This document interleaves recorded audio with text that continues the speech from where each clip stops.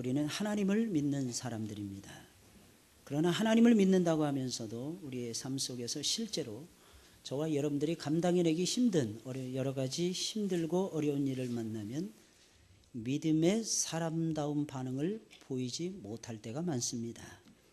오히려 안 믿는 사람들보다도 훨씬 더 많이 불안해하고 훨씬 더 많이 염려하고 훨씬 더 많이 두려워하고 훨씬 더 많이 초조해하고 훨씬 더 많이 근심의 노예가 될 때가 있습니다.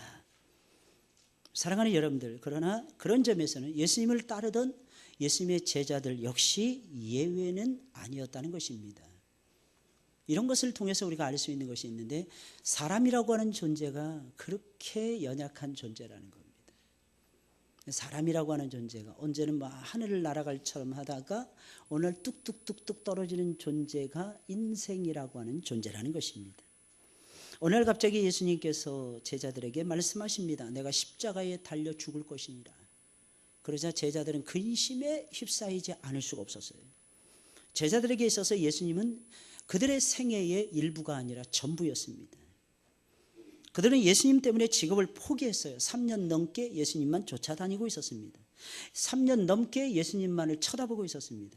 심지어 그들은 그들의 부모님과 가족들까지도 뒤로 하고 예수님을 열심히 따라다니던 사람들이었습니다.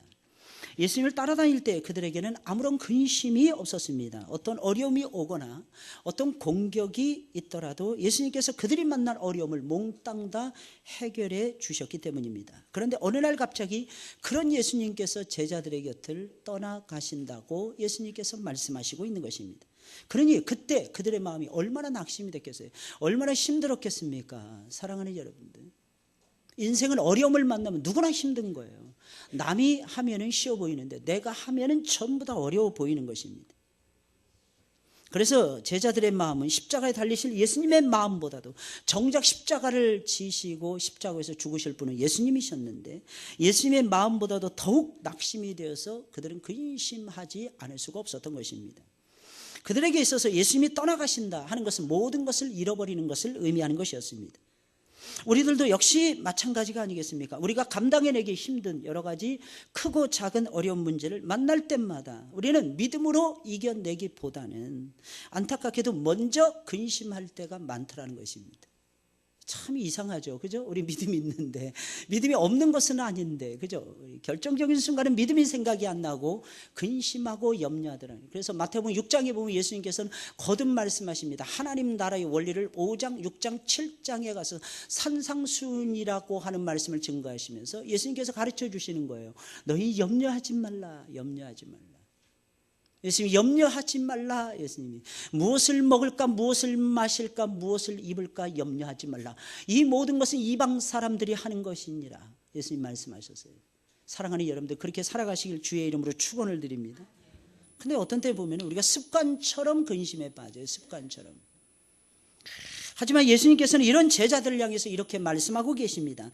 너희는 마음에 근심하지 말라. 하나님을 믿으니 또 나를 믿으라. 그래서 오늘 설교 제목을 너희는 마음에 근심하지 말라 이렇게 잡아본 겁니다. 마음에 근심이 가득 채워져 있는 거예요. 이 얼마나 대단한 능력의 말씀입니까? 근심에 빠져 있는 자들에게 여러분 용기를 내서 이 말을 해준다는 것이 쉬운 일이 아닌 거예요. 여러분들 혹시 이렇게 쉽게 말씀을 잘하고 계십니까? 하나님의 은혜인 줄 아셔야 됩니다. 이상하게 근심에 빠져 있는 사람들은 무슨 말을 해줘야 될지 모를 때가 너무너무 많잖아요. 근데 예수님 말씀하시는 거예요. 너희는 마음에 근심하지 말라. 하나님을 믿으니 또 나를 믿으라. 이게 무슨 일이겠어요? 큰 일이든지 작은 일이든지 문제만 생기면 저와 여러분들이 근심하고 있는데, 그런 근심 대신에 하나님을 의지하라는 거예요. 예수 그리스도를 믿으라는 것입니다. 그 믿음으로 이겨나가라는 것입니다. 저는 개인적으로 근심하는 제자들이 얼마나 고마운지 몰라요. 어떤 사람들은 그들이 믿음이 없었다고 탄식을 합니다. 근데 저는 그렇게 생각하지 않습니다. 그들이 믿음의 반응이 아니라 근심하는 반응을 보임으로 인해서 저와 여러분들에게 얻었던 하나님이 주셨던 두 가지 유익이 있기 때문이라는 것입니다. 첫째는 염려하는 제자들의 반응을 보면서 우리 이런 마음이 들지 않습니까? 제자들도 염려했는데 내가 염려하는 거 당연하지, 이런 마음 들지 않습니까? 여러분, 그런 마음이 딱 들었을 때 무슨 마음이 듭니까? 동병상련의 마음과 함께 무슨 마음이 드는 거예요? 내 마음에 이상하게, 이게 믿음이 좋고 잘하는 사람만 봤을 때 믿음이 생기는 것이 아니라 오히려 믿음의 반응을 보여야 될 것 같은 사람이 믿음의 반응을 보이지 못했을 때 하나님이 주시는 마음의 위로가 있어요. 할렐루야. 근데 이 마음의 위로에 그냥 머물러 계시면 안 되는데, 어쨌든 이 마음의 위로가 있어요. 우리의 마음속에 하나님이 여러분들의 마음을 위로해 주시는 거예요. 너 근심하고 있니? 내 제자는 너보다 더 많이 근심했어. 하나님 말씀해 주시는 거예요. 너 염려하고 있니? 너 지금 두려움에 떨고 있니? 너 지금 불안해하고 있니? 너 지금 초조해하고 있니? 염려하지 마. 염려하지 마. 그러면서 예수님께서 말씀하시기를 내 제자들은 너보다도 더 많이 염려하곤 했단다. 우리 주님께서 들려주시는 말씀인 것입니다. 두 번째는 무엇입니까? 제자들이 근심함으로써 근심으로 마음을 채우지 말고 하나님을 끝까지 믿는 마음으로 내 마음을 채우라라고 하는 말씀이 선포되었다는 것입니다. 제자들이 염려하고 근심함으로 말미암아 이 위대한 말씀을 예수님께서 우리에게 선포해 주고 계시다고 하는 사실입니다. 여러분, 그리스도인의 삶을 통해서 알 수 있는 것이 있는데 우리의 심령은 둘이 아니라 하나라는 것입니다. 여러분들 마음이 두 개인 사람 있습니까? 혹시 심장이 뭐 좌심실 우심실 해가지고 두 개라고 믿는 사람들이 있습니까? 우리 하나예요, 하나예요. 믿음이 머무르는 자리와 근심이 머무르는 자리 똑같습니다. 한 자리예요. 같은 자리인 것입니다. 여러분들의 마음속에 믿음이 꽉 100% 채워져 있잖아요. 그러면 근심 걱정을 몰아낼 수 있습니다. 근심이 들어갈 여지가 없더라는 것입니다. 그런데 여러분들의 마음이 한 20% 정도 믿음이 차지하고 있으면 나머지 80%는 근심으로 채워질 수밖에 없다는 것입니다.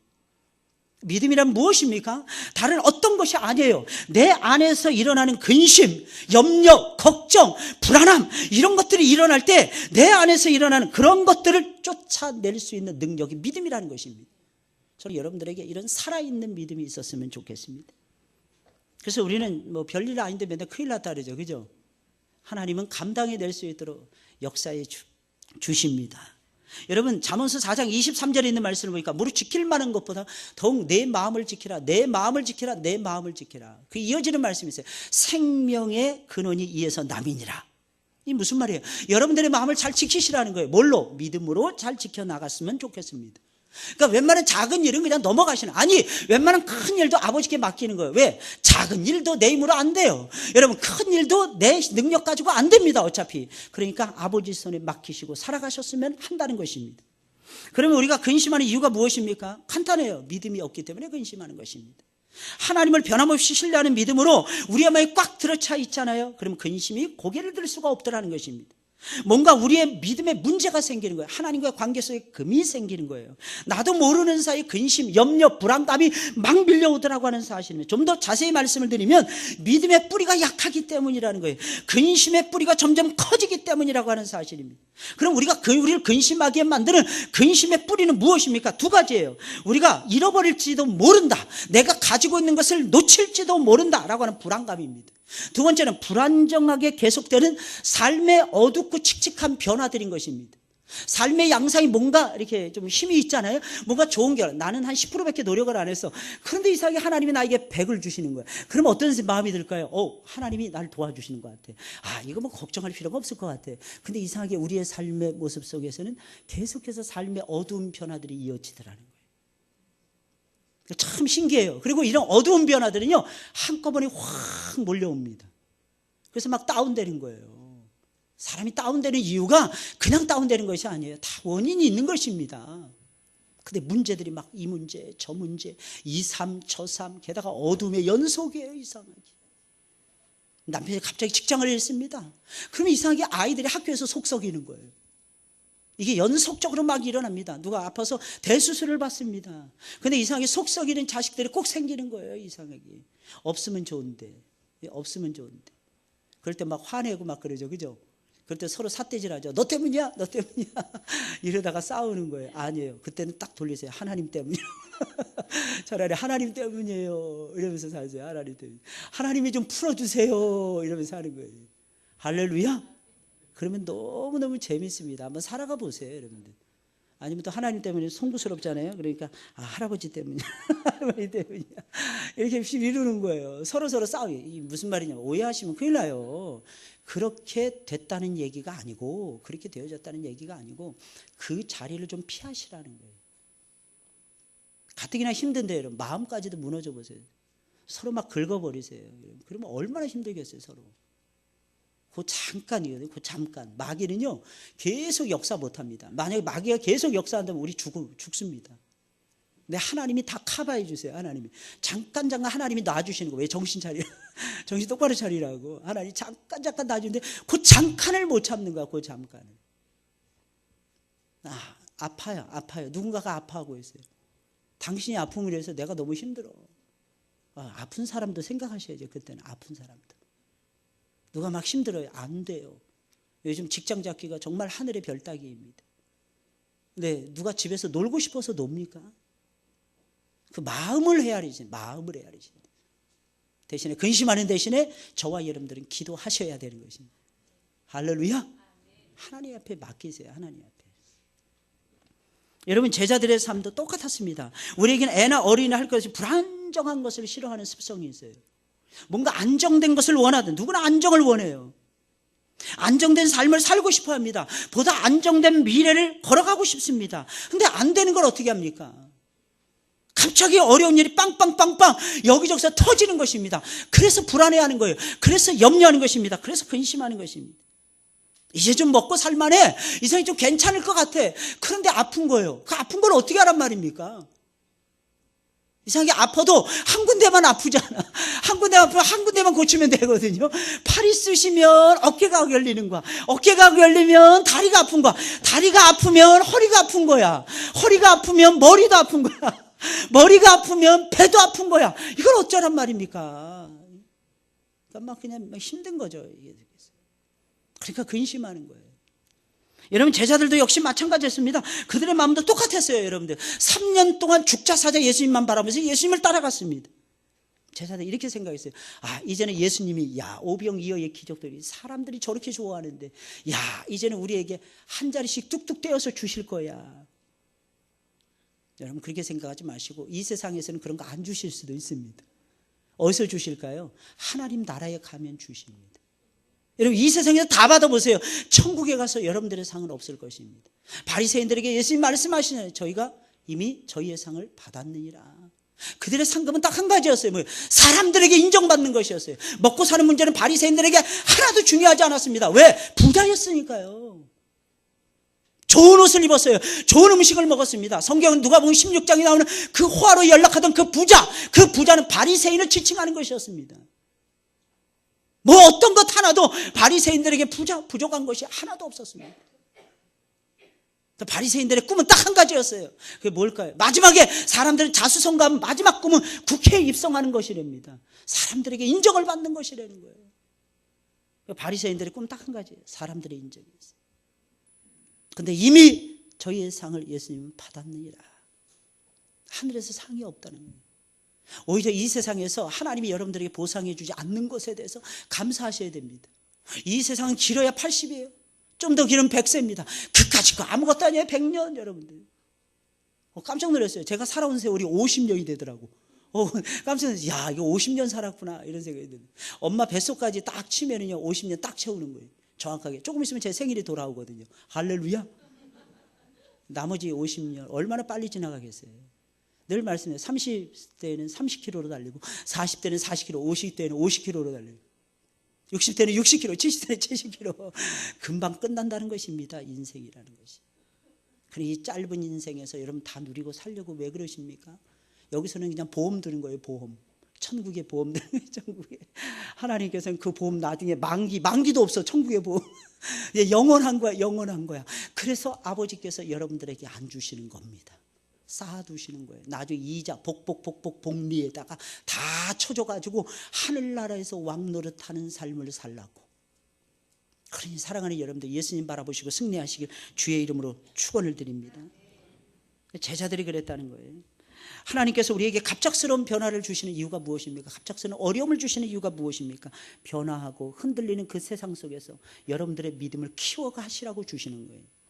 여러분, 만약에 어려운 문제가 없다고 생각을 해보세요. 하나님 의지할까요? 우리가 하나님 의지할 수 있을까요? 내가 원하는 대로 모든 인생이 다 돼. 어렸을 때부터 부족함이 없어요. 모든 면에서 앞서갑니다. 여러분, 그 사람이 예수 믿기 정말 힘든 사람입니다. 예수님 믿는다는 것이 여러분 하늘의 별 따기보다 더 힘들어요. 오랫동안 그래서 유대인들을 보세요. 그 오랜 역사와 신앙의 역사와 전통을 자랑하는데도 예수님을 몰라봤잖아요. 예수님을 부인했잖아요. 예수님이 십자가에 못 박아서 죽였잖아요. 여러분, 믿음을 갖는다는 것이 얼마나 대단한 일인지 저와 여러분들 생각해 보셔야 됩니다. 그래서 하나님은 잠시 잠깐 불안정한 삶을 주시는 거예요. 잠시 잠깐 힘들고 어려운 가시밭길을 걸어가게 하시는 거예요. 이유가 무엇입니까? 내 힘으로 못 산다, 내 힘으로 안 된다, 내 힘으로는 절대로 안 되는 일이야, 내가 도와줘야만 되는 일이야, 나를 의지하거라, 나를 바라보거라. 예수님께서는 우리를 믿음의 용사로 키워보고 싶으신 것입니다. 그 믿음이 역사라거든요. 그 믿음이 한나라를 앞당겨 주거든요. 그 믿음이 우리의 인격을 다듬어 주거든요. 그 믿음이 우리의 삶의 성령의 압축판의 열매를 저와 여러분들에게 허락해 주시거든요. 사랑하는 여러분들, 아십니까? 성도는 하나님 나라를 향해서 전진하는 사람들입니다. 목적이 분명해요. 신앙의 바른 목적, 아마 다음 시간에 여러분들에게 신앙의 목적이 무엇인가, 신앙의 참다운 방법이 무엇인가를 나누게 될 것입니다. 하나님 나라를 위해서 고군분투하는 십자가의 전사들이라는 것입니다. 십자가의 복음에 온전히 사로잡혀 살아갈 때 여러분들에게 잠시 잠깐 하늘의 위로가 떨어질 때 그 느낌, 그 평안, 그 자유함, 그 행복, 그 기쁨, 사랑하는 여러분들, 하나님께서는 저와 여러분들에게 주신다는 것입니다. 그것은 안주하는 삶하고는 전혀 다른 거예요. 우리는 안주하고 싶어지죠. 어차피 이 세상은 끝나는데, 시간 지나면. 만약에 이 세상이 전부라면 하나님께서 우리에게 안주할 수 있도록 해주셨을 것입니다. 부족함이 없도록 계속해서 하나님께서는 채워주시고 또 채워주시고 가득 부어주시고야 말았을 것입니다. 그러나 이 땅이 전부가 아니에요. 이 땅은 우리가 영원히 살 수 있는 땅이 아니라는 것입니다. 기억하셔야 돼요. 천국은, 여러분, 교회는 천국의 모델일 뿐이지 천국은 아닌 것입니다. 본향이 있는 사람들에게는 매일 변화가 일어나요. 어려움이 찾아오게 되는 것입니다. 왜? 그 고난 인연하에서 더 빨리 가니까요. 그 고난이 없으면 예수님을 그리워하지 않으니까요. 저는 어떤 한 학생이 고백하는 그 고백의 글을 읽으면서 너무너무 깜짝 놀랐어요. 어머니 아버지가 그 교회를 17년 이상을 섬겼답니다. 근데 이상하게 등록한 이후부터 그 가정은 은혜를 못 받더랍니다. 그래서 목사님이 늘 마음 아파서 기도했대. 그런데 이 아이가 올해 들어서 깨진 거예요. 그 집 아들이. 고3이었는데 고3에 대학 진학에 실패했어요. 이 아이가. 대학 진학에 실패했는데 동기 수양회에 참석을 한 거예요. 그 지난번에 오셨던 그 순수 무궁한 목사님 기억나십니까? 거기 이 아이가 깨진 거예요. 하나님을 만난 거예요. 그분이 선포하시는 메시지를 듣고. 그 결심해서 독서실 끊고 엄마 나 재수할게요. 그 공부 다 끝내고 어느 날 엄마 아빠를 향해서 편지를 쓴 거예요. 엄마, 아빠, 사랑하는 엄마, 아빠. 나는 다른 애들보다 늦게 시작하는 것 같아요. 그런데 나는 행복해요. 이유는 주님이 나와 함께 하시기 때문입니다. 나는 다른 애들보다 1년이 뒤쳐졌을지 몰라도 나는 주님과 함께 합니다. 그래서 오늘도 아침에도 열심히 공부했고 점심에도 열심히 먹고 저녁에도 열심히 공부했습니다. 나는 이 사명을 놓치지 않을 것입니다. 나는 지난 동기 수양회 때 하나님께서 나에게 부어주신 은혜가 있었습니다. 하나님이 최고라는 거, 하나님이 제일이라는, 하나님이 전부라는 것이었어요. 나는 충격이었습니다. 어머니 아버지. 이제는 내 마음속에 하나님이 주신 놀라운 축복이 있는데 그것은 하나님을 향한 간절함입니다. 내 인생에 하나님이 전부라는 것을 하나님이 나이에 일깨워 주셨습니다. 내 나이 20살에. 어머니, 아버지, 제발 부탁드립니다. 어머니, 아버지의 마음속에도 하나님을 향하신 간절함이 일어났으면 좋겠습니다. 나는 행복해요. 어머니, 아버지. 사람들은 나에게 1년 뒤쳐졌다고 말할지 모르지만 나는 절대로 그렇게 생각하지 않습니다. 나는 오늘만 최선을 다하지 않을 것입니다. 나는 내일도 최선을 다할 것이고 예수님 오시는 그날까지 나는 최선을 다할 것이고 내 인생의 주인은 하나님이시고 내 인생의 왕은 주님이시기에 나는 그분 뜻대로 앞으로도 살아가게 될 것입니다. 오늘 나의 실패가 얼마나 감사한지 모르겠습니다. 그래서 나는 하나님을 향한 간절함, 그리고 내 인생의 아름다운 축복의 열매들이 나타나기를 사모하는 그 간절함이 내 인생을 행복하게 만들어주고 있습니다. 나이 20살의 이 아이는 성공한 아이입니다. 저는 확실해요. 사랑하는 여러분들. 실제로 일어났던 실화입니다. 그 교회 담임 목사님이 저에게 보여주시면서 일주일 전에 저한테 그러는 거예요. 목사님, 이러면 행복하지 않습니까? 차 타고 가는데 나 운전하는데 헷갈리게 그 말씀을 그걸 들려주시는 거예요. 그래서 제가 그랬어요. 목사님 부럽습니다. 목사님 성공하셨어요. 그래요. 목사님, 임 목사님 나 성공했어. 저보다 한참 선배 목사님인데 연세도 한 20년 정도 많으신 분이세요. 저한테 그 어린아이처럼 그 고백하고 싶으셔서 임 목사 나 잘하죠? 그래. 목사님 최고십니다. 목사님 할렐루야. 둘이서 차 타고 가면서 한 20분 차 타고 가면서 부흥회를 차 안에서 다 하는 거예요. 목사님 이런 소망의 역사가 우리의 삶 가운데 일어날 때 하나님에 대한 간절함이 일어날 것입니다. 하나님을 사랑하는 마음이 반드시 일어나게 될 것입니다. 목사님 성공하셨습니다. 지방에서 목회하시는 분이시거든요. 해마다 학생들이 진하게 문이 잘 열려지면 교회를 떠나는 거예요. 나 26년 했습니다. 그러시더라고요. 26년. 목사님 충분히 이해가 합니다. 제가 뉴질랜드에서 12년 사역하면서 그걸 체험했거든요. 우리 교회는 임직을 세울 수가 없어요. 임직자를. 안수 집사님, 권사님, 장로님도 세울 수가 없어요. 왜? 길어야 3년이니까요. 3년 주기로 떠나게 돼 있어요. 3년 주기로 다. 미국으로, 캐나다로, 호주로 전부 다 이민 가는 거예요. 그러면 연말만 되면 그 처절함 말할 수 없어요. 그래서 어떤 목사님들이 그 상처받기 싫어서 방학 동안에 2개월 동안은 교회 문을 클로즈합니다. 예배를 아예 안 드려요. 예배 드리는 게 너무 힘들다고 아예 예배를 멈추고 다른 교회 가서 예배를 드리십니다. 아니면 한국을 방문해서 재충전하시거나. 저는 그렇게 생각했어요. 아예 교회 문 닫는 것보다는 낫다. 처음에는 이해할 수 없었는데 이해가 가는 거예요. 목회하면 할수록. 그게 쉽지 않거든요. 사랑하는 여러분들, 여러분들에게 그 간절함이 있으십니까? 여러분, 이 땅은 천국이 아니에요. 우리는 나그네 세월을 살아가고 있는 것입니다. 아브라함의 삶은 불안정했어요. 이삭의 삶, 야곱의 삶 불안정했습니다. 완벽한 것이 없었어요. 그들은 천막에서 지냈습니다. 나그네의 삶을 살아갔습니다. 그럼에도 불구하고 그들은 행복했어요. 이유가 무엇입니까? 하나님을 계속해서 바라보았다는 거예요. 나그네 삶을 살면서 하나님을 계속해서 쳐다봤다는 거예요. 불안정한 삶을 살면서 하나님을 계속해서 의지했다는 것입니다. 천국을 향한 갈망, 하나님을 향한 간절함, 이것이 아브라함의 인생 전체를 끌고 가는 커다란 에너지원이 되었다고 하는 사실입니다. 하나님은 아브라함을 처음 만났을 때 하나님 말씀하십니다. 너는 너의 본토 친척 아비 집을 떠나라. 이 무슨 모든 그의 삶을 형성하는 모든 삶을 다 버리라는 것입니다. 돈 잘 벌고 잘 살 수 있는 모든 삶의 뿌리의 흔적을 전부 다 없애라는 것입니다. 그리고 너는 새로운 삶의 변화를 추구하라는 거예요. 새로운 삶의 변화가 무엇입니까? 하나님을 만나는 거예요. 하나님의 생명을 체험하는 것이었습니다. 하나님의 은혜를 만끽하는 것이었어요. 하나님이 계속해서 열어주시고 복주시는 하나님의 역사하심에 대한 간절함이었습니다. 놀라운 사실은 아브라함은 그렇게 100년을 하나님과 동행해서 75세에 부름을 받고 175세에 하나님 품에 갔다라는 것입니다. 안정된 삶을 원하십니까? 사랑하는 여러분들, 잘못 살고 있는 것입니다. 여러분들의 삶 속에 변화가 없습니까? 잘못 살고 있는 것입니다. 변화가 일어납니까? 내가 예기치 않은 변화가 일어납니까? 아픔이 있습니까? 사랑하는 여러분, 상처가 있습니까? 사랑하는 여러분, 감사하셔야 됩니다. 하나님이 우리의 영혼을 두들겨 깨우시는 것입니다. 그리고 내가 너에게는 절대적으로 필요하니라. 하나님이 이렇게 깨우시. 우리는 모두가 주님이 필요한 존재라는 것입니다. 아브라함은 하나님 말씀 앞에 어떻게 했습니까? 믿음의 반응을 보였어요. 말씀 앞에서 믿음의 반응을 보입니다. 포기하고 떠납니다. 그때 아브라함에겐 불행 끝 행복 시작이었어요. 사랑하는 여러분, 하나님 우리에게 새로운 삶을 열고 계십니다. 닫혀져 있습니까? 뭔가가?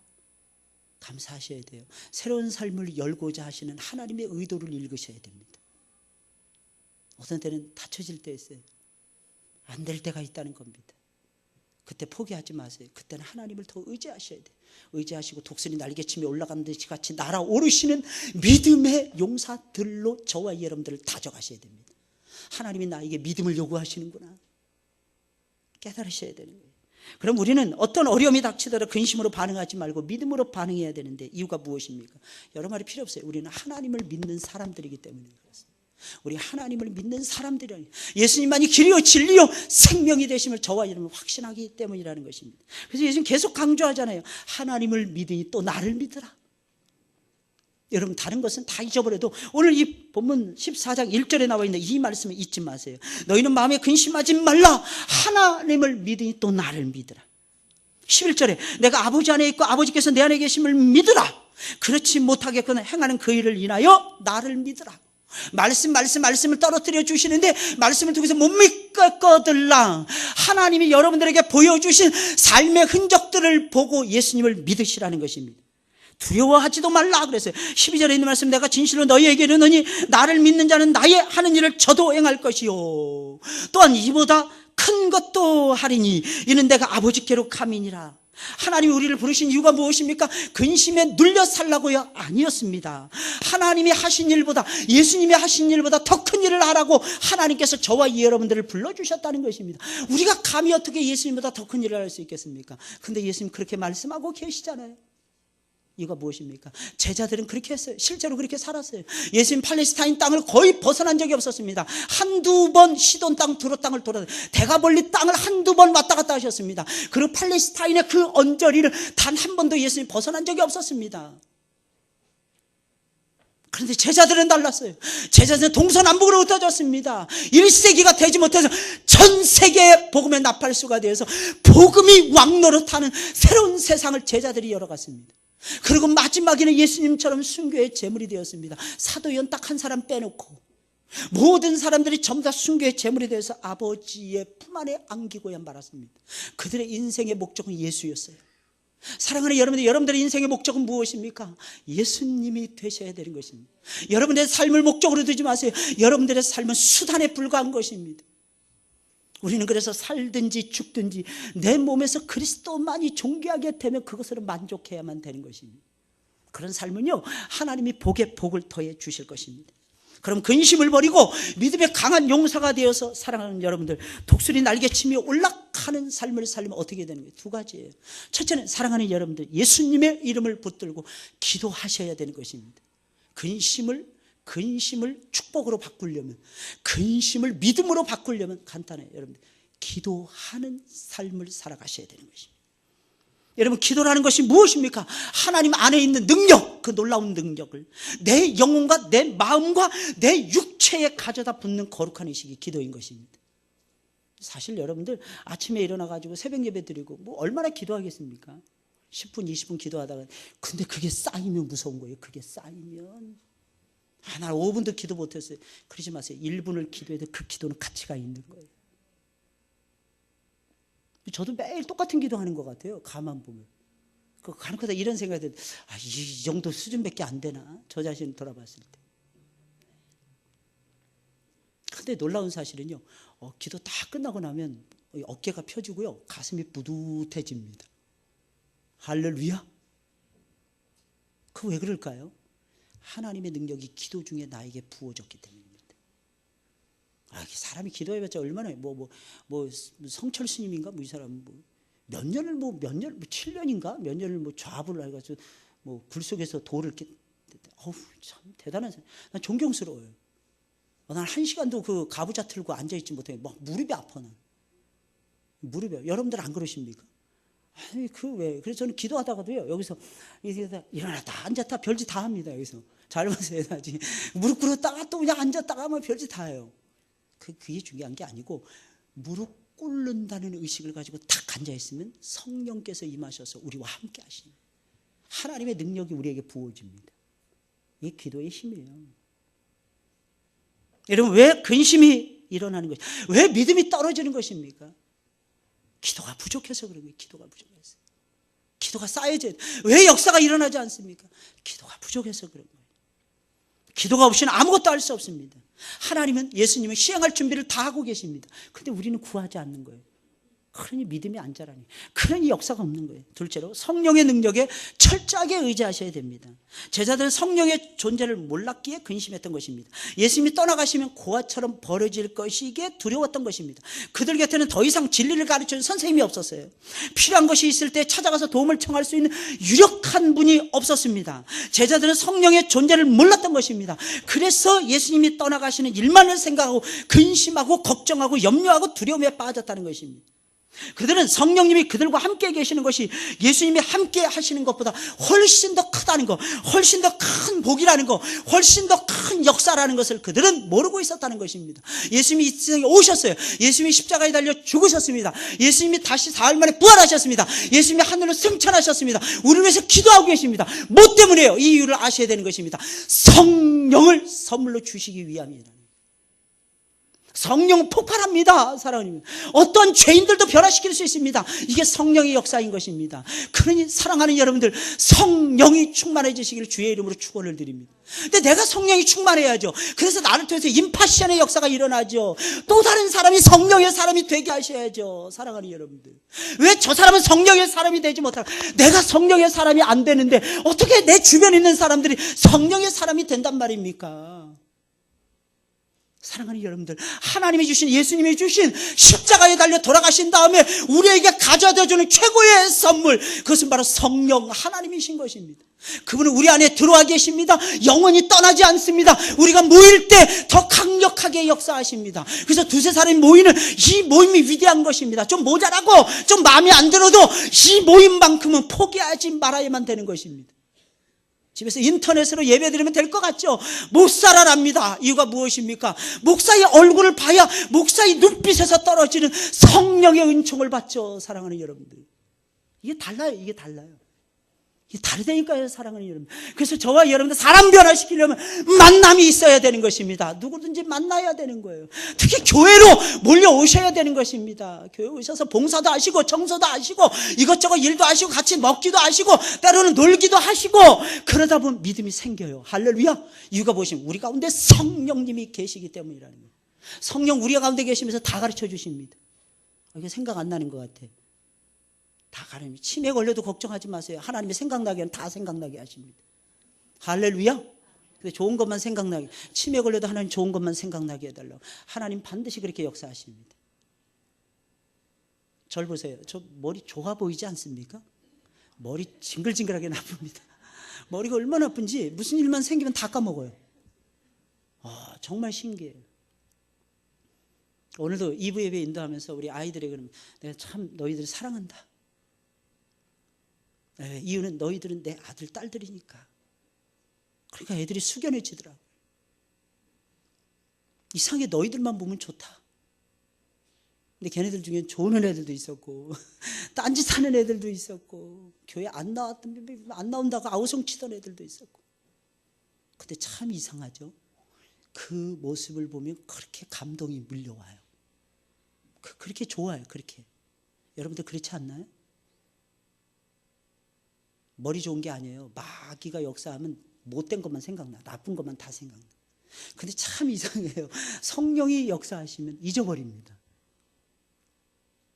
근데 참 신기한 건 성령이 역사하면 중요한 거는 생각나게 해주십니다. 중요한 분은 예수님이시거든요. 하나님 안에 능력이 있다는 거거든요. 그러니까 어떻게 살아나는 역사가 벌어져요. 여러분, 이 세상을 멋지게 사는 사람은 바보처럼 사는 사람인데 무조건 용서해 주는 거예요. 그냥. 먼저 용서해 주는 거예요. 요셉처럼. 형들은 아버지가 돌아가신 다음에도 끙끙 앓았잖아요. 그죠? 끙끙 앓았잖아요. 요셉이 용서했다. 나를 보내신 이는 하나님이시다. 너희 형님들이 아닙니다. 그러니 형님들 그것 때문에 근심하지 마소서. 그 말 했잖아요. 근데 아버지가 돌아가신 다음에 아버지 때문에 자기를 살려준 줄 알아. 참 형님들의 믿음이 형편없었다는 거예요. 하늘의 아버지가 살아계시기에 살려준 겁니다. 할렐루야. 이 계산을 잘못하는 거야. 계산을. 요셉은 웁니다. 요셉이 무슨 말을 합니까? 형님들, 내가 형님들의 자식 새끼들까지 다 책임질 테니까 걔네들도 내 아들 딸들입니다. 그러면 이제 형님들이 믿겠습니까? 이게 참 요셉이 받은 엄청난 축복이에요. 엄청난 축복. 그래서 여러분들 가는 곳마다 여러분들 믿음의 용사들이 되시길 예수님의 이름으로 축원을 드립니다. 우리를 도와주십니다. 지혜롭게 하십니다. 전부 다 생각나게 하십니다. 그러니 보세요. 너희는 마음에 근심도 하지 말고 27절 마지막 부분이에요. 두려워하지도 말라. 두려워하지도 말라. 그리고 평안을 누리며 살라. 평안을 누리며 살라. 여러분 성령께서는 단지 여러분들이 낙심할 때 그냥 잠깐 오셔서 위로해 주시고 떠나가시는 정도가 아닙니다. 우리가 하나님 나라에 들어가는 그날까지 지켜주십니다. 하나님의 품에 안기는 그날까지 함께 하십니다. 하나님 나라에 들어가서 왕노릇할 때까지 우리 주님께서 함께 하시고 성령께서 함께 하시는 것입니다. 여러분들 철저하게 도와주십니다. 우리의 영원한 보혜사가 되십니다. 영원한 보혜사, 보혜사라는 말이 뭐예요? 좋은 돕는 자라는 거예요. 가장 좋은 돕는 자라는 거예요. 이게 보혜사라는 거예요. 성령은 여러분들을 돕는데 행복해 하시는 거예요. 이름도 없어요. 이름도 없어요. 하나님 성부 하나님 이름이 있었어요. 예수님 이름이 있었어요. 근데 성령의 이름은 누가 그래도 보혜사라고. 그 이름 아니에요. 그 이름 아니에요. 성령의 사역을 빗대서 하는 말이었습니다. 아무쪼록 여러분들 그렇게 승리하시길 주의 이름으로 축원을 드립니다. 다 같이 한번 해볼까요? 너희는 마음에 근심하지 말라. 시작. 할렐루야. 그렇게 살아가시길 주의 이름으로 축원을 드립니다. 우리 찬송가 460